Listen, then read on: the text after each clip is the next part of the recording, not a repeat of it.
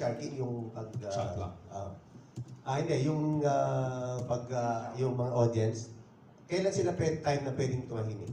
Tuloy-tuloy lang. Tuloy-tuloy lang? Tuloy-tuloy lang. So even tumitira ka, Tuloy-tuloy lang. Sisigawan. Para engage yung audience natin. Mas Para magandang makapag-serious training sila. ito, no? Oo. Para... Actually, yung players, nasanay sila ng season 1. Kasi gano'n Oo. din yung season 1. Pagdating nila sa abroad, mas composed kasi. Mas composed na sila. Actually, may mga players kami na nagka-champion ng tournaments nung naglaro sa SBA. Hirap na hirap. Meron namang ibang players na hindi masyado nananalo sa tournaments. Pagdating sa SBA, nag-excel sila. So, ibang flavor talaga siya. Pero maganda nga training to kasi pagdating mo sa abroad, Baliwala. doon nga may sumisigaw eh. Dito tahimik, di ba? Baliwala na sa kanila. Okay, next question. Meron pa? Abad. Okay. All right. So, good morning everyone. Gaperas, People's Taliba. Sir Adli, ano yung initial thoughts nga pala doon sa pagkapanalo nga ni Jonas Magpantay dyan sa Qatar World Cup?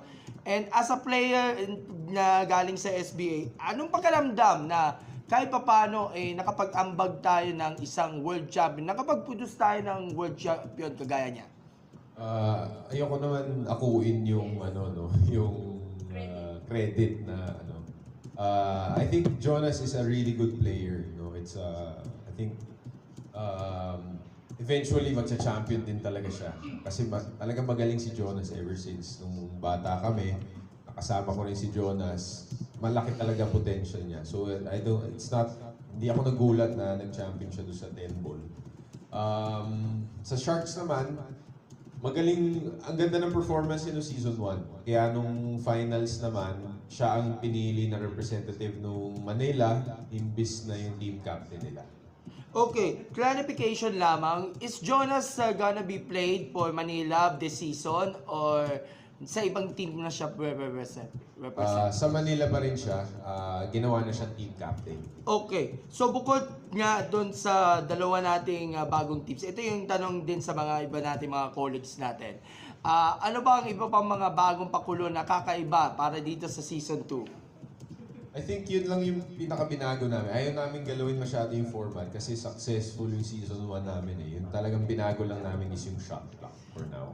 Okay, on my end nga pala, during the press con na dinaluan ko, kung napakinggan niyo yung mga sinabi ng ating mga representatives ng bagong team owners, sina Makati, sina Paranaque, at tingin natin na apart from Taguig, ang talagang team to beat natin is Quezon City. Kasi dominant yung roster. Sabi mo kanina, malakas yung roster natin. With this competitive rosters ng each team natin, I think magdadala ba ito ng mga surprises at mag-exceed ng expectations come what sa pagbubukas na ng season 2? I think yes, magkakaroon tayo ng surprises dito, lalo na may bagong dalawang team tayo. Lumalawak na yung reach natin, lumalawak na yung fan base. As for yung Quezon City, yes, malakas yung kanilang lineup, pero again, ayokong magsalita kasi iba yung format natin, team-based tayo. Tsaka maraming players na bago sa SBA na I think maninibago sa format. Which is almost all of them galing sa scouting tour na inintroduce ninyo sa mga provinces para maengganyo sila na sumali sila sa mga teams. And lastly nga pala, ang suporta nga pala ng Games and Amusements Board ay tuloy-tuloy kasi andun sa press con si GAB Chairman Tony Rivera. Do we expect natin yung ating mga players to secure nga yung mga licenses from GAB para makapag-play nga sa Pro Tour? Yes, all our players already have GAB license. Tapos we also have a license for the billiard league itself. Right. May pahabol na question. Meron ba kayong plan to lagay ng match, week-long match sa province or puro? Oh yes, definitely. Ang goal is to have yung home and away balang araw. So again, we have to push the sport to become mainstream and to build